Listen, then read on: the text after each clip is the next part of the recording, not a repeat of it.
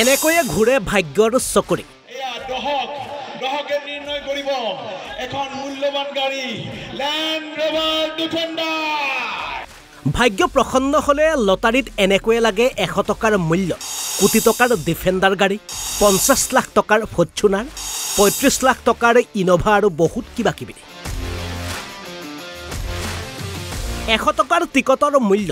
পুথিমাৰীৰ পুলকেশ কাকতিৰ ভাগ্যত লাগিল প্ৰথম পুৰস্কাৰ।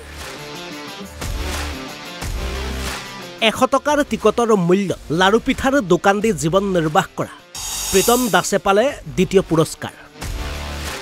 ৰাস বুলি ক'লেই নামনিবাসীৰ সকলোৰে মনলৈ আহে বৰপেটাৰ হাউলি ৰাস। হাউলি ৰাসৰ বিশেষত্ব হ'ল ৰাসৰ সমান্তৰালত ভাগ্য পৰীক্ষা। যিখন ভাগ্য পৰীক্ষাৰ টিকট ক্ৰয় কৰিবলৈ অধীৰ অপেক্ষাৰে ৰৈ থাকে অসমবাসী।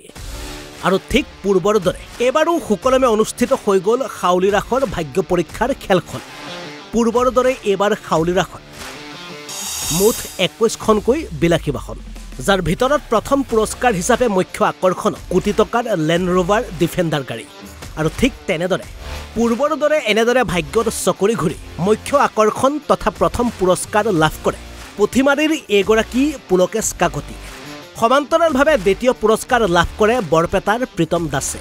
মাতৃৰ সৈতে পিঠা লাৰুৰ দোকান দি কোনোমতে ঘৰ চলোৱা পৰিয়ালটোলৈ দ্বিতীয় পুৰস্কাৰ হিচাপে বিলাসী ফৰ্চুনাৰ বাহনখন পোৱাৰ লগে লগে আনন্দত আত্মহাৰা হৈ পৰিছে পৰিয়ালটো। কালি তাৰমানে মই এটা ভাল খবৰ পালোঁ।